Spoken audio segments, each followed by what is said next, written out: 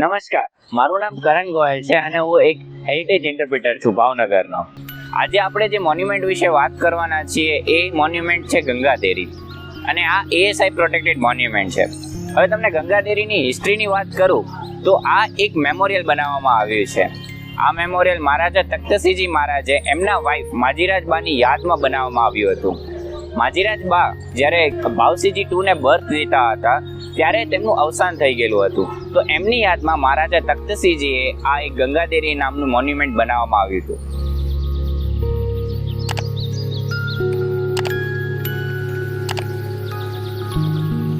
હવે આનું કન્સ્ટ્રક્શનની વાત કરીએ તો આનું કન્સ્ટ્રક્શન ઓલમોસ્ટ 1877માં ચાલુ થયું હતું અને 1893માં આનું કન્સ્ટ્રક્શન પૂરું થયું હતું. 16 વર્ષ એટલે 16 વર્ષ આ વસ્તુને પૂરી થવામાં લાગી હતી. આમનું જે આર્કિટેક્ટ હતા એ જ્હોન ગ્રીફ હતા અને એ જે સ્કૂલ ઓફ આર્ટ્સ બોમ્બેના પ્રિન્સિપલ હતા અને આ કન્સ્ટ્રક્શન 16 યર્સ સુધી ચાલ્યું હતું અને આ કન્સ્ટ્રક્શન પૂરું પાડવામાં આવ્યું હતું બાય ધ કાઠિયાવાડી વર્કર્સ. તો હવે તમે એક વસ્તુ જોઈ શકો છો કે આર્કિટેક્ટ હતા એ બ્રિટિશ હતા અને જે વર્કર હતા એ કાઠિયાવાડી હતા અને આ આખું કન્સ્ટ્રક્શન માર્બલમાં કરવામાં આવ્યું હતું. તો ત્યારે કોઈ મશીનરી કે એવું કંઈ હતું નહીં, પણ ત્યારે આપણે જ્યારે ડિટેલ્સમાં જશું તો તમને ખબર પડશે કે વિધાઉટ મશીનરીઝ 1876-77માં આ વસ્તુને પૂરી પાડવી વિધાઉટ એની મશીનરી અને એટલું નકાશીનું કામ કરવું એ એટલું અઘરું હશે, પણ ત્યારે પણ આપણા વર્કર્સ, કાઠિયાવાડી વર્કર્સ એ બહુ સારું એવું કામ કર્યું છે.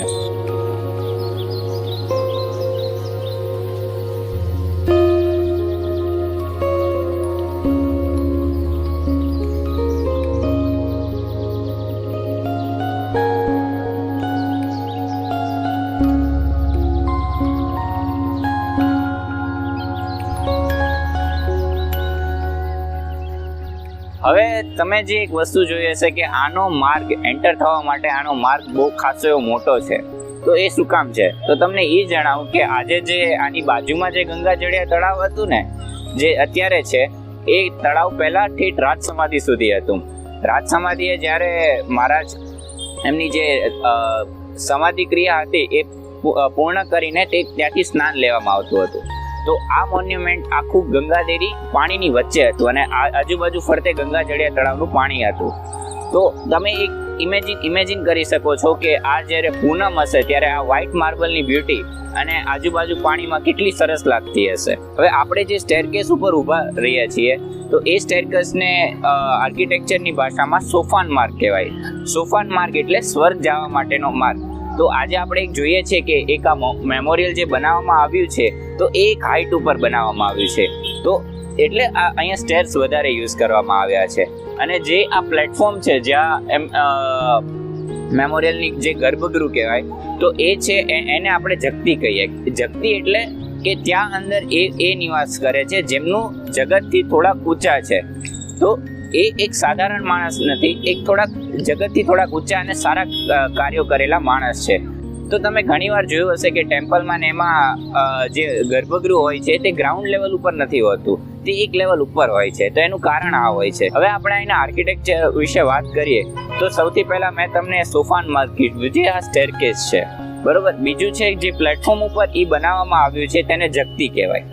હવે આપણે સૌથી ઉપર જશું તો આપણે જે આ તમને ડોમ દેખાય છે એ ડોમ આપણે ઓનિયન શેપ ડોમ કહી શકીએ, રાઈટ. ઘણા બધા શેપના ડોમ આવે છે બટ આને આપણે એક ઓનિયન શેપ ડોમ કહી શકશું. આવો ડોમ તમે જોયો હશે તો તમને હુમાયુના ટોમ્બ ઉપર તમને આ વસ્તુ જોવા મળી હશે, કે પછી તાજમહેલનું પણ થોડું ઘણું આમાં ઇન્સ્ક્રિપ્શન લેવામાં આવ્યું છે. તો આનો ડોમ ઈ ટાઈપમાં બનાવવામાં આવ્યો છે.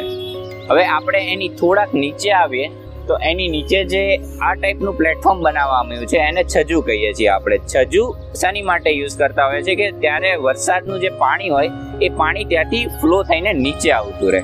અને છજાની નીચે જે બ્યુટીફુલ રીતે જે સ્ટોન માર્બલ કાર્વિંગ કરવામાં આવ્યું છે તેને આપણે બ્રેકેટ્સ કહેશું.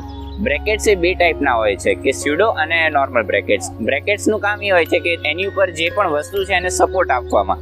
તો આ બ્રેકેટ્સ આપણે જોઈ શકીએ છીએ કે એ છજાને સપોર્ટ આપવા માટે યુઝ કર્યા છે. પણ એ બ્રેકેટ્સમાં પણ તમે એક વસ્તુ જોશો કે એ પણ એક બહુ સારી એવી કાર્વિંગ કરીને આપ્યું છે, સાવ સિમ્પલ નથી મૂક્યું. તો તમે જોશો કે અહીંયા બધી વસ્તુમાં એ લોકોએ નાનું મોટું કંઈક કાર્વિંગ અને એ કરવામાં આવ્યું છે.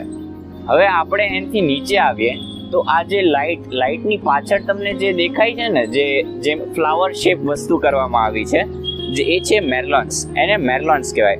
મેર્લોન્સ એટલે યુઝ કરવામાં આવતા કિલ્લામાં કે ત્યાંથી કોઈ પણ તીર છે કે નીચે જોવું હોય કે તોપને મૂકવા માટે મેર્લોન્સ યુઝ કરવામાં આવતા, જે કિલ્લા ઉપર યુઝ કરવામાં આવતા. પણ અહીંયા જે મેર્લોન્સ છે એ લોકો એક આર્કિટેક્ચર બ્યુટી માટે એ લોકોએ વસ્તુ યુઝ કરી છે. અને એમાં એ પણ તમે જુઓ છો કે માર્બલનું કેટલું સારું એવું કામ કરવામાં આવ્યું છે.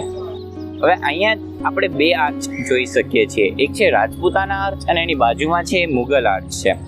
તો અને તમે જ્યારે પણ આ મોન્યુમેન્ટ ઉપર વિઝિટ કરશો તો તમને એક ટાઈપે એવું લાગશે કે આ એક મુગલ મોન્યુમેન્ટ છે. બટ ના, આ એક મેમોરિયલ બનાવવામાં આવ્યું છે જે મહારાજ તખ્તસિંહજી મહારાજે એમના વાઇફ માજીરાજ બા માટે એમની મેમરીમાં બનાવવામાં આવ્યું હતું. ત્યારે પણ મહારાજે તખ્તસિંહજી મહારાજે આ એક હિન્દુ મુસ્લિમના ભાઈચારા માટે એક મોન્યુમેન્ટ ઊભું કર્યું હતું. હવે આપણે અહીંયા જે પિલર જોઈ શકીએ છીએ એ પિલર પણ તમે જુઓ છો કે સિમ્પલ પિલર નથી, એમાં ઘણું બધું કાર્વિંગ ને ફ્લોરલ આર્ટ આપવામાં આવ્યું છે. તો આ પિલરની જે સ્ટાઇલ છે એ અત્યારના આર્કિટેક્ચરમાં આપણે એને કોરિયન્ટલ પિલર કહી શકીએ. કોરિયન્ટલ પિલરમાં કેવું હોય છે કે એમનો બેઝ અને એમનો ઉપરનો જે પાર્ટ હોય છે એ ઘણો બધો ડેકોરેટ કરવામાં આવ્યો છે. તો તમે જોઈ શકશો કે અહીંયા ઘણું બધું માર્બલમાં કાર્વિંગ કરીને એનું ફ્લોરલ આર્ટ આપવામાં આવ્યું છે અને ઉપર પણ એમણે ઘણું બધું ફ્લોરલ ટાઈપનું આર્ટ આપ્યું છે. તો આ પિલરને કોરિયન્ટલ પિલર કહેવાશે. અને ગંગાદેરીમાં ફરતે ચારેય બાજુ તમને આ ટાઈપનો પિલર જોવા મળશે. તમે લોકોએ અમદાવાદમાં સીદી સૈયદની જાળી તો જોઈ હશે કે એમાં કેટલું બ્યુટીફુલ નકાશીનું કામ કરવામાં આવ્યું છે. અહીંયા પણ માર્બલમાં એ ટાઈપનું કામ કરવામાં આવ્યું છે બાય ધ કાઠિયાવાડી વર્કર્સ. તો એ જમાનામાં ઓલમોસ્ટ 125 વર્ષ પહેલાં જ્યારે મશીનને એવું કશું નહોતું, તો એ ટાઈમમાં પણ અહીંયા માર્બલમાં આટલું સારું ફાઇન વર્ક કરવામાં આવ્યું છે. આ તમે ગંગાદેરીની ફરતે ચારેય બાજુ તમે આ ટાઈપની જાળી જોઈ શકો છો કે જેમાં આટલું સારું ફ્લોરલ આર્ટ કરવામાં આવ્યું છે. અને આમાં તમે જોશો કે ઓલમોસ્ટ 3-3.5 ઇંચ જેટલું અંદર છે. તો એ ટાઈપમાં પણ એ લોકોએ વિધાઉટ મશીનરી એટલું સારું વર્ક પૂરું પાડવામાં આવ્યું છે. અને હરેક સાઈડની ગ્રીલમાં તમે આ ભાવનગરનો સ્ટેટ સિમ્બોલ અંદર કાર્વ કરેલો છે. તો એ પણ એક બહુ સારી વસ્તુ છે. પહેલાંના ટાઈમમાં જ્યારે રાજા મહારાજા એમના સ્ટેટમાં ગમે તે મોન્યુમેન્ટ બનાવતા હતા તો અમુક આર્કિટેક્ચર ડિઝાઇન એવી રાખતા હતા જે બધા મોન્યુમેન્ટ્સમાં સિમિલર હોય છે. એમાંથી એક ડિઝાઇન જે ભાવનગરના મોસ્ટલી બધા મોન્યુમેન્ટ્સમાં તમને જોવા મળશે એ છે આ જે ગુલાબની પાંદડીની જે લાઈન છે એ તમને ઓલમોસ્ટ બધી જગ્યાએ મીન્સ કે ઓલમોસ્ટ ભાવનગરના બધા મોન્યુમેન્ટ્સમાં તમને આ વસ્તુ જોવા મળશે. એક્ઝામ્પલ આપણે જોઈએ તો જસુનાથ મહાદેવમાં આ વસ્તુ છે, રાજ સમાધિના જે મંદિર છે એમાં પણ આ વસ્તુ જોવા મળશે અને ઇવન દરબારગઢમાં પણ તમને આ વસ્તુ જોવા મળશે. આજે આપણે વાત કરી ગંગાદેરી વિશે. ભાવનગરના બીજા ઘણા હેરિટેજ મોન્યુમેન્ટ વિશે જાણવા માટે તમે અમારી સાથે હેરિટેજ વોક્સમાં પણ જોડાઈ શકો છો. ભાવનગર હેરિટેજ પ્રિઝર્વેશન સોસાયટી ભાવનગરમાં ઘણી બધી હેરિટેજ વોક્સ અને હેરિટેજ રિલેટેડ એક્ટિવિટીઝ કરતી હોય છે. તો એની સાથે તમારે અપડેટ રહેવા માટે તમે અમારા ઇન્સ્ટાગ્રામ અને ફેસબુકના પેજને ફોલો કરી શકો છો. ત્યાં તમને ઓલમોસ્ટ બધી update related to heritage activities, heritage walks અને ઇવેન્ટ્સ જે ભાવનગરમાં કન્ડક્ટ થઈ રહી છે તેની વિશે તમને માહિતી મળતી રહેશે.